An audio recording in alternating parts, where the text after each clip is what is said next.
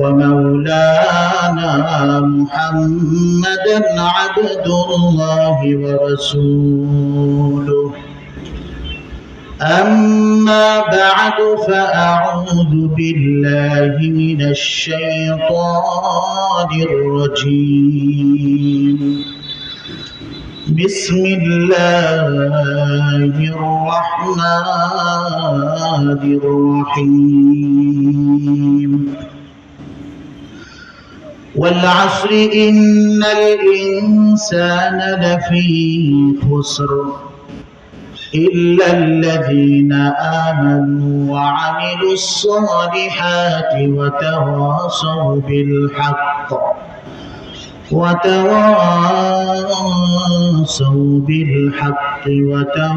وتواصوا بالصبر. وقال النبي صلى الله عليه وسلم إذا مات الإنسان انقطع عنه عمله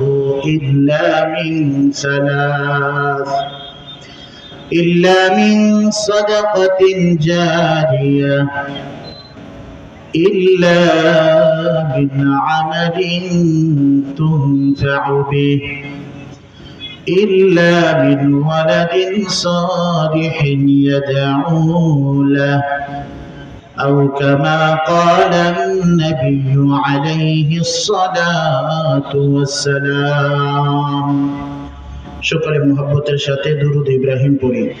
اللهم صل على محمد وعلى آل محمد كما صليت على إبراهيم وعلى آل إبراهيم إنك حميد مجيد.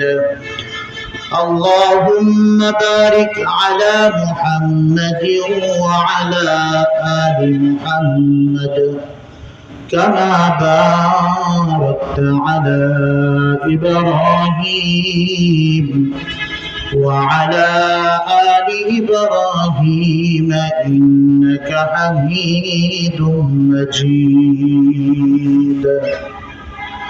الحمد لله. Ferozepur Jamia Arabia মাদ্রাসায় আয়োজিত 2 দিন ব্যাপী ইসলামী মহাসম্মেলনের আজকে প্রথম দিনের এ পর্যায়ে আগত সম্মানিত মুসল্লিয়ানে কেরাম, মুরব্বিয়ানে আজম, আমার প্রাণের যুবক ভাইয়েরা, পর্দানিশীন শ্রদ্ধেয়া সম্মানিত মা ও বোনেরা, সর্বপ্রথমেই মহান আল্লাহ পাক রব্বুল আলামিনের দরবারে অসংখ্য গণিত শুকর আর সুজুদ আদায় করি যে আল্লাহ তাআলা আমাদেরকে মেহেরবানি করে, দয়া করে, মায়া করে জান্নাতের বাগান, গুনাহ মাফের একটা বাগানের মধ্যে, মজলিসের মধ্যে আল্লাহ আমাদেরকে আসার বসার, কোরআন ও হাদিসের আলোকে কিছু আলোচনা শোনার আর বলার তৌফিক দান করেছেন। এই জন্য অন্তরস্থল থেকে কালিমাতুশ শুকর গুজার করি, বলে আলহামদুলিল্লাহ। মুহতারাম হাজিরিন, আমরা এই মজলিসটাকে রাসূল করিম সাল্লাল্লাহু আলাইহি ওয়াসাল্লাম গুনাহ মাফের মজলিস বলেছেন। রাসূলের হাদিসের ভাষায় এই মজলিসের মধ্যে যারা বসলো, যারা আসলো, আল্লাহ পাক রব্বুল আলামিন সকলের জীবনের গুনাহকে মাফ করে দিয়েছেন। সুবহানাল্লাহ বলেন। এইরকম মজলিস দুনিয়াতে এর থেকে শ্রেষ্ঠ মজলিস আর কোন মজলিস হতে পারে না। ঠিক না বলেন? দুনিয়ার যত মজলিস আছে সমস্ত মজলিসের মধ্যে আল্লাহ তাআলার কাছে পছন্দিদা মজলিস হলো আমরা যেই মজলিসের মধ্যে বসেছি। এটা আল্লাহ তাআলার কাছে অনেক পছন্দনীয় একটা মজলিস।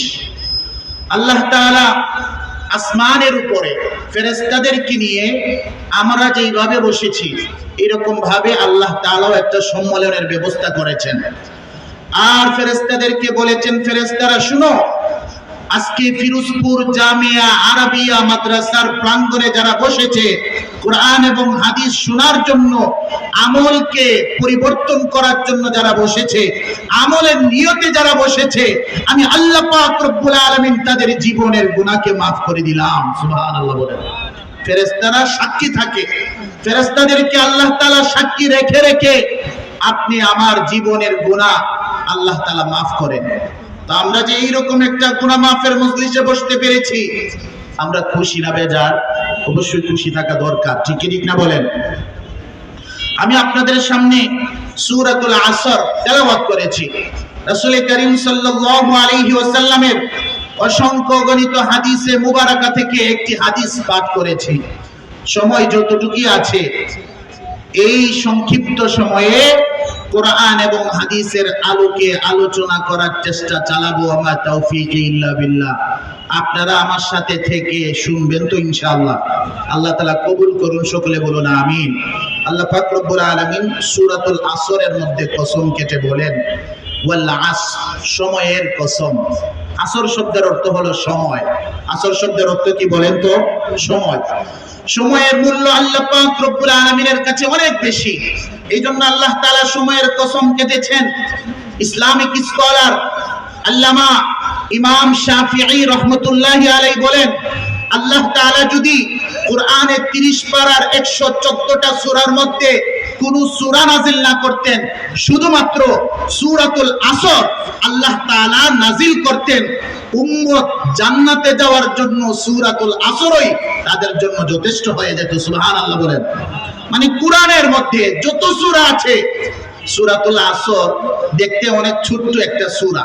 আমাদের গ্রাম্য ভাষায় একটা কথা আছে, ছোট মরিচের জাল বেশি, ঠিক ঠিক না বলেন? মরিচটা ছোট হতে পারে কিন্তু জালটা কিন্তু অনেক প্রচুর। সূরাটা ছোট হতে পারে, ফজিলতটা অনেক বেশি।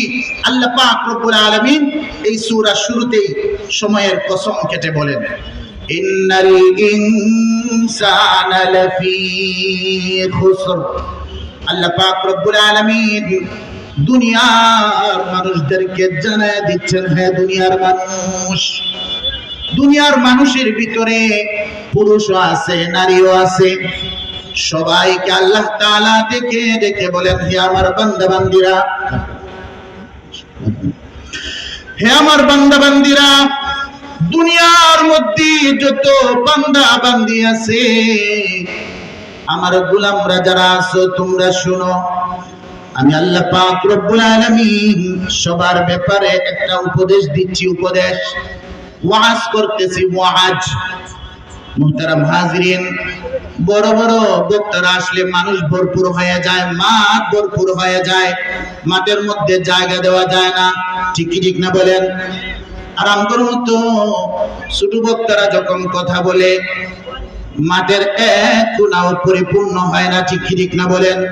কিন্তু আমরা ছোটরা যেই কথাগুলো বলতেছি, এটা আমার কথা না, এটা বিশ্ব জাহানের প্রতিপালক আল্লাহ তাআলার কথা, ঠিক কি ঠিক না বলেন?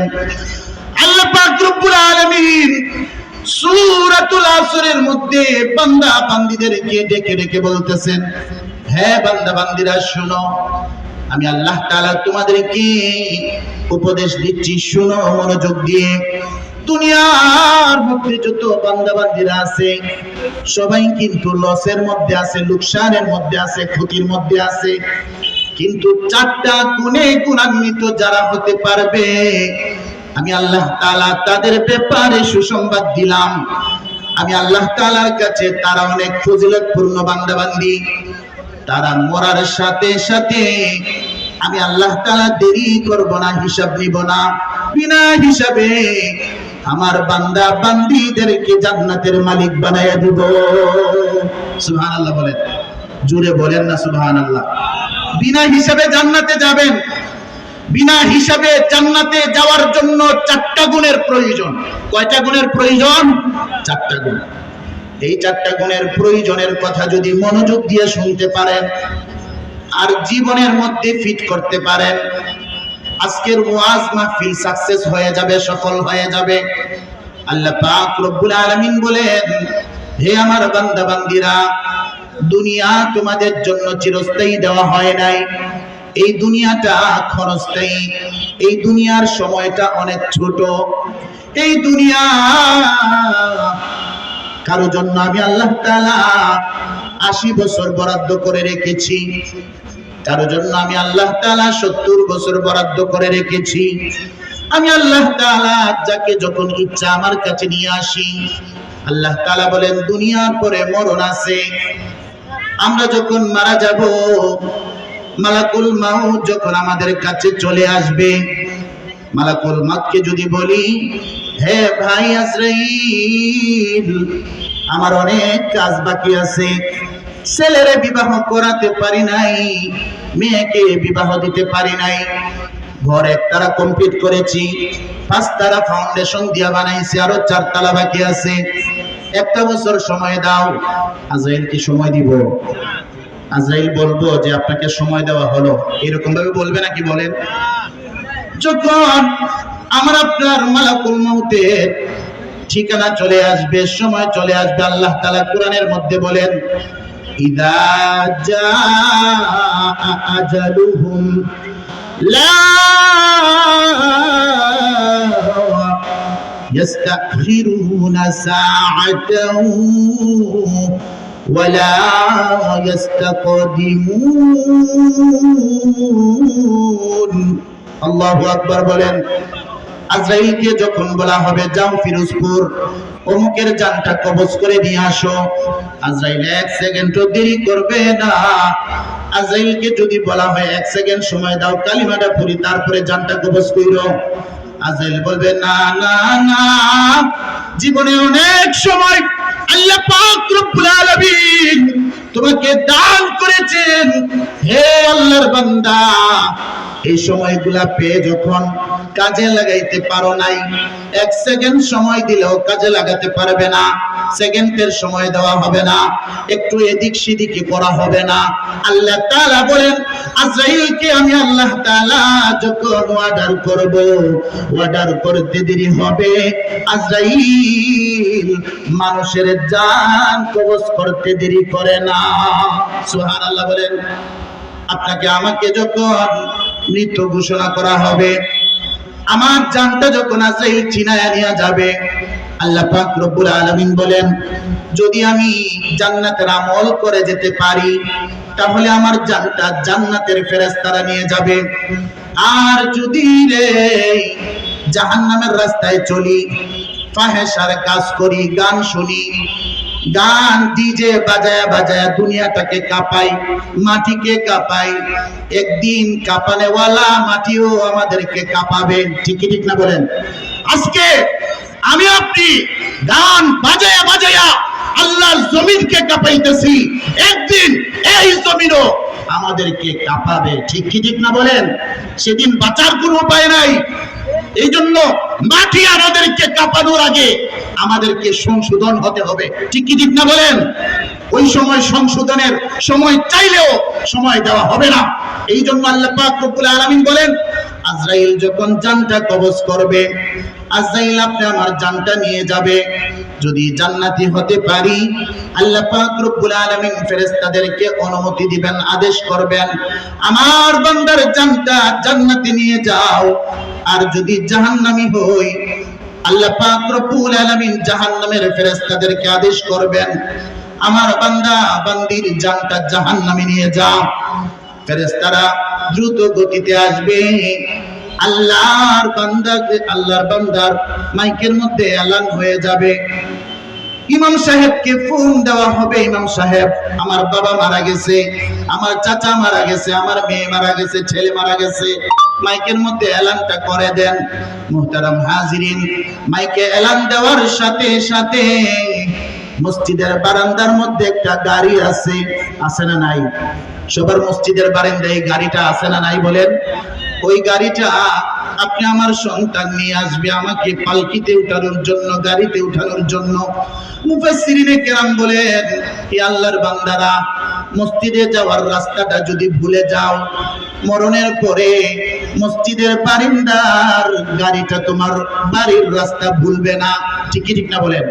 মসজিদের রাস্তা আমার জানা নাই, মসজিদ কোন দিকে রে, মসজিদে আমি 5 ওয়াক্ত নামাজের এক ওয়াক্ত গেলাম না, কিন্তু মরণের পরে মসজিদের বারিন্দায় যেই খাটিয়াটা আছে, যেই গাড়িটা আছে, এই গাড়ি আমার বাড়ির রাস্তা ভুলবে না। ঠিক কি ঠিক না বলেন? এই খাটিয়াটা আনা হবে, আমাকে আপনাকে গোসল করানো হবে, গোসল করানোর পরে সাদা কাপড়ের কাফন পরানো হবে। ওই দিন রঙিন কাপড় পরানো হবে না, সাদা কাপড় পরানো হবে। পুরুষ হলে 3টা কাপড়, মহিলা হলে 5টা কাপড় পরায়া আমাকে আপনাকে যখন কবরের দিকে মানুষেরা নিয়ে যাবে, আল্লাহ রাসূল সাল্লাল্লাহু আলাইহি ওয়াসাল্লাম বলেন, কবরের মধ্যে অনেক সাথীরা তোমার সাথে যায়, কবরের মধ্যে অনেকেই তোমার সাথে যায়, কিন্তু শুধুমাত্র তোমার সাথে কবরের ভিতরে যাবে একটা জিনিস, ওই একটা জিনিসের নাম হলো নেক আমল। ওই জিনিসের নামটা কি বলেন? নেক আমল। নামাজ নেক আমল, রোজা নেক আমল, হজ নেক আমল, যাকাত নেক আমল, আল্লাহর রাস্তায় দান খয়রাত করা, এইগুলা হলো নেক আমল। এইগুলা যদি আমার আপনার জীবনে থাকে, আমল নামায় থাকে, কবরের মধ্যে আমার সাথে এগুলা প্রবেশ করবে। ঠিক কি ঠিক না বলেন? আল্লাহ রাসূল সাল্লাল্লাহু আলাইহি ওয়াসাল্লাম হাদিস শরীফের মধ্যে ইরশাদ ফরমান, ইদা মাতাল ইনসান ইনকাতা আনহু আমালুহু, যখন আমার উম্মতের পুরুষ এবং নারীরা মারা যায়, তখন তাদের আমল নামার খাতাগুলা ফেরেশতারা স্টপ করে দেন, বন্ধ করে দেন। আমল নামার মধ্যে আর কোনো জিনিস লেখা হয় না।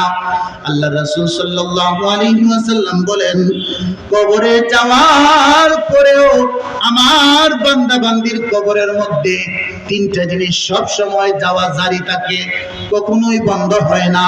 ফেরেশতারা খাতা বন্ধ করে দিয়েছে, কিন্তু ওই 3টা জিনিসের রাস্তা ফেরেশতারা বন্ধ করতে পারে না। আল্লাহ রাসূল সাল্লাল্লাহু আলাইহি ওয়াসাল্লাম বলেন, এই 3টা রাস্তার 3টা জিনিসের 1 নম্বর জিনিসের নাম হলো সাদাকাতুন জারিয়া। সদকায়ে জারিয়া। সদকায়ে জারিয়া কাকে বলে? এমন সদকা যে সদকা করলে আপনি আমি মারা যাওয়ার পরেও আমার আপনার কবরের মধ্যে অটোমেটিক্যালি সওয়াব যেতে থাকবে। সুবহানাল্লাহ বলেন। এই রাস্তা ফেরেশতারা একতাবদ্ধ হইয়া, মুষ্টিবদ্ধ হইয়া, ফেরেশতারা ঐক্যবদ্ধ হইয়া এই রাস্তাগুলা বন্ধ করতে পারবে না। আল্লাহ রাসূল বলেন, সদকাতুন জারিয়া মানে আল্লাহর ঘর মসজিদ নির্মাণ করা হইতেছে, আপনি একটা ইট দান করলেন, আপনি 10টা টাকা দান করলেন, এটাকে বলা হয় সদকায়ে জারিয়া। এটাকে কি বলা হয় বলেন? সদকায়ে জারিয়া।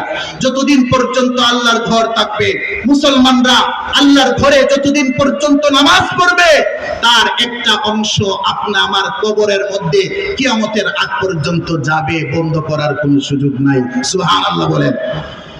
মাদ্রাসার মধ্যে ছাত্ররা পড়ালেখা করে, আপনি আমি যদি ছাত্রদেরকে মহব্বত করতে পারি, ছাত্রদেরকে ভালোবাসতে পারি, ছাত্রদের পাশে দাঁড়াতে পারি, এটাকে সদকায়ে জারিয়া বলে। আপনি বলতে পারেন, হুজুর আমার টাকা নাই। আপনার টাকা না থাকতে পারে, কিন্তু একটা ছাত্রকে দেখে যখন মহব্বত করে মাথাটা মেসেজ করে দিবেন, বুকের মধ্যে জড়ায় দিবেন। আল্লাহর রাসূল সাল্লাল্লাহু আলাইহি ওয়াসাল্লাম বলেন, মুহাব্বতের সাথে কোরআনের তালিবুল ইলমকে জড়ায় ধরার কারণে কাল কিয়ামতের ময়দানে ওই কোরআনের হাফেজের সাথে আপনি আমাকে জান্নাতে প্রবেশ করানো হবে। সুবহানাল্লাহ। এটাকে কি বলা হয়? সদকাতুন জারিয়াতুন। আল্লাহর রাসূল সাল্লাল্লাহু আলাইহি ওয়াসাল্লাম বলেন, 1 নম্বরে হলো সদকায়ে জারিয়া, 2 নম্বরে হলো আও ইলমিন ইয়ানতাফাউ বিহি, এমন ইলম যে ইলম জানার কারণে আপনাকে আমাকে কিয়ামতের ময়দানে আল্লাহ পাক রব্বুল আলামিনের কাছে ইলম সুপারিশ করে জান্নাতে প্রবেশ করাবে। আমি আপনি যে প্রতি শুক্রবারে জুমার মধ্যে যাই মসজিদের মধ্যে নামাজ পড়ার জন্য, ইমাম সাহেব কোরআন হাদিস থেকে আলোচনা করেন, আমাদেরকে কিছু জানানোর জন্য বলেন, এগুলা যদি আমরা জানি, মনোযোগ সহকারে শুনি, আমলের নিয়তে শুনি, এটাকেই বলা হয় ইলম। এই যে আপনারা এসেছেন, সূরাতুল আসর পড়া হয়েছে, আল্লাহ পাক রব্বুল আলামিন সূরাতুল আসরের মধ্যে 4টা গুণ অর্জন করার জন্য বলেছেন। এই 4টা গুণের বিষয়ে জানার নাম হলো ইলম। এই 4টা গুণের বিষয়ে জানার নাম কি বলেন? ইলম। আপনি যদি আমলের নিয়তে শুনতে পারেন, আমলের নিয়তে শ্রবণ করতে পারেন, কাল কিয়ামতের ময়দানে সূরাতুল আসর আপনাকে আমাকে সুপারিশ করে আল্লাহর তৈরি জান্নাতে প্রবেশ করাবে। সুবহানাল্লাহ। এই ইলম, যে ইলম আপনাকে আমাকে কিয়ামতের ময়দানে জান্নাতে যাওয়ার জন্য সুপারিশ করবে, এই ইলমগুলা পড়ানো হয় মাদ্রাসার মধ্যে। কোথায় পড়ানো হয় বলেন? মাদ্রাসার মধ্যে। এই জন্য মাদ্রাসার মধ্যে আমার আপনার সন্তানকে পড়ানো প্রয়োজন আছে না নাই? এই ইলমগুলা শেখানো প্রয়োজন আছে। তারা মাসলা মাসাইল শিখবে, নিজের জীবনকে সংশোধন করবে, নিজেরাও জান্নাতের রাস্তায় চলবে, মানুষদেরকেও জান্নাতের রাস্তায় চলার জন্য নসিহত করবে, ওয়াজ নসিহত করবে। মুহতারাম হাজরিন, এটাকে বলা হয় উপকারী ইলম। 3 নম্বরে আল্লাহ রাসূল সাল্লাল্লাহু আলাইহি ওয়াসাল্লাম বলেন, আওয়ালাদিন ইয়াদউল্লাহ বিহি, এমন সন্তান, যেই সন্তান আপনি আমি মারা যাওয়ার পরে দোয়া করবে।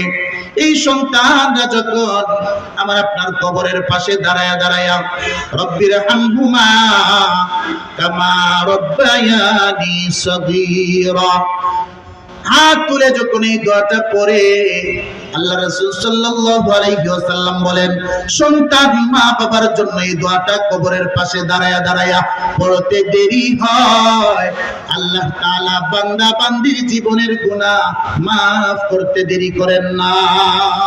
সুবহানাল্লাহ। এই জন্য নেককার সন্তান, ভালো সন্তান বানানোর জন্য চেষ্টা করতে হবে কি হবে না বলেন?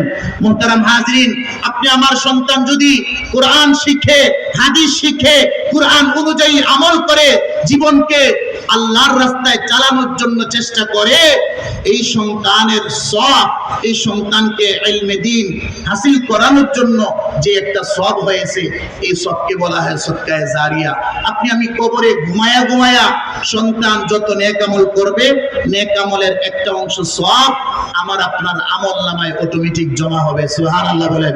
কবরের মধ্যে ফেরেশতারা নেক আমলের খাতা বন্ধ করতে পারবে, কিন্তু সন্তানদের রেখে গেলাম দুনিয়াতে।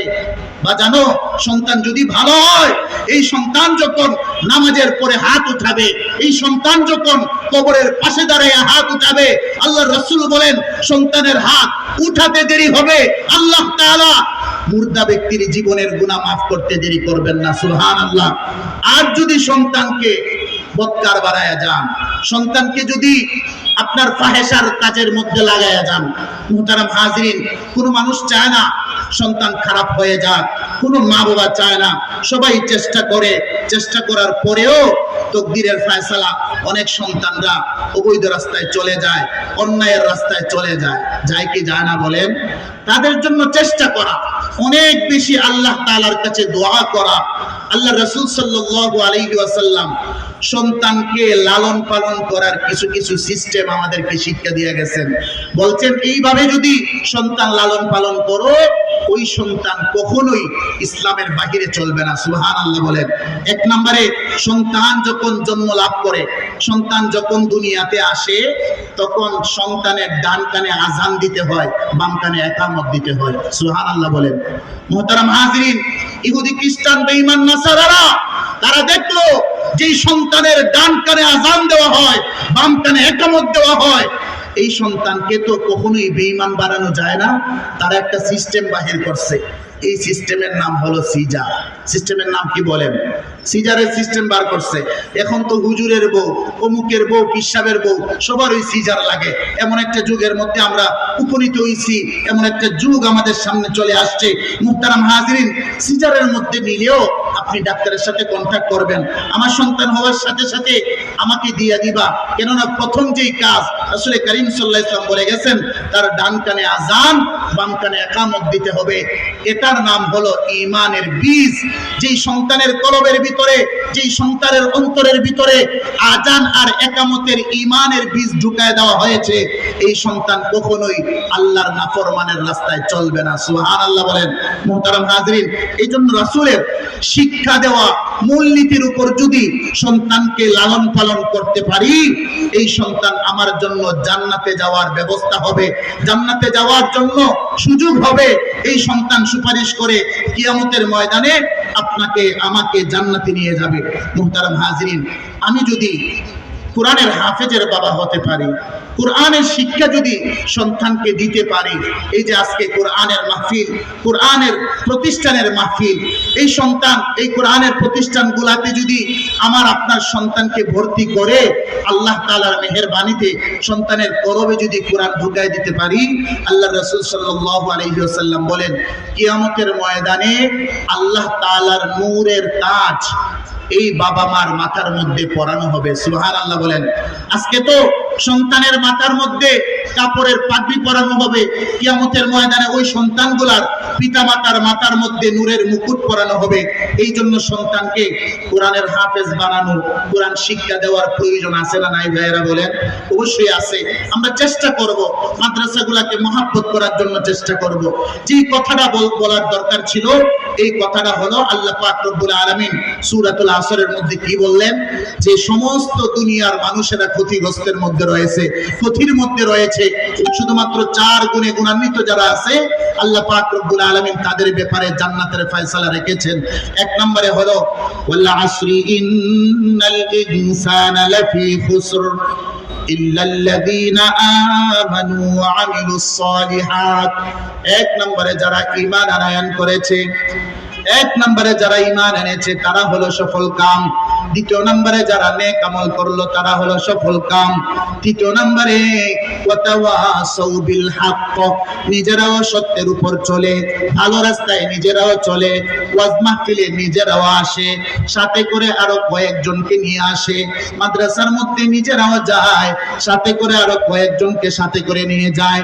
এইরকম গুণ যদি আমার আপনার ভিতরে আনতে পারি, আল্লাহ তাআলা বলেন তুমি সফল কাম, কিয়ামতের ময়দানে তোমার কোনো হিসাব নেওয়া হবে না। 4 নম্বরে ওয়াতাওয়াসাউ বিস সবর, দুনিয়াতে চলতে গেলে ধৈর্য ধারণ করতে হবে। দুনিয়াতে চলতে গেলে আল্লাহ তাআলা যখন আপনাকে আমাকে বিপদে ফেলাবেন তখন ধৈর্য ধারণ করতে হবে। এই গুণে যদি গুণান্বিত হতে পারি, আল্লাহ তাআলা বলেন মরতে দেরি হবে, তোমাকে আমি আল্লাহ তাআলা জান্নাতে ঢুকাতে দেরি করব না। সুবহানাল্লাহ। মুহতারাম হাজিরিন, সময় অনেক অল্প। সূরাতুল আসরের মধ্যে আল্লাহ 4 গুণে গুণান্বিত হওয়ার জন্য বলেছেন। 1 নম্বরে ঈমান আনার জন্য বলছেন, ঈমানের উপর অটল থাকার জন্য বলছেন। 2 নম্বরে নেক আমল করার জন্য বলছেন। 3 নম্বরে নিজেরাও ভালো রাস্তায় চলা, মানুষকে ভালো রাস্তায় চলানোর জন্য দাওয়াত দেওয়া। 4 নম্বরে ধৈর্য ধারণ করা। এই 4 গুণে যদি গুণান্বিত হতে পারি, কিয়ামতের ময়দানে আল্লাহ তাআলা বিনা হিসাবে জান্নাত দিবেন। সুবহানাল্লাহ বলেন। কোনো হিসাব নাই। কিয়ামতের ময়দানে আপনি আমি উঠব, আল্লাহ তাআলা সাথে সাথে বলবেন যাও, তোমার কোনো হিসাব নাই, বিনা হিসাবে তোমাকে জান্নাত দান করলাম। সুবহানাল্লাহ বলেন। আমরা সবাই বিনা হিসাবে জান্নাতে যেতে চাই কি চাই না বলেন? বিনা হিসাবে যদি বন্ধুরা জান্নাতে যেতে চাই, তাহলে এই 4টা গুণ আমাদের ভিতরে আনতে হবে। আল্লাহ তাআলা এই 4টা গুণ আমাদের ভিতরে আনার জন্য তৌফিক দান করুন। সকলে বলুন আমিন। ওয়া আখিরু দাওয়ানা আলহামদুলিল্লাহি রাব্বিল আলামিন। এশার আজান হয়ে যাবে, একটু পরে এশার নামাজ হবে। আমরা সকলে এশার নামাজের জন্য প্রস্তুতি গ্রহণ করব।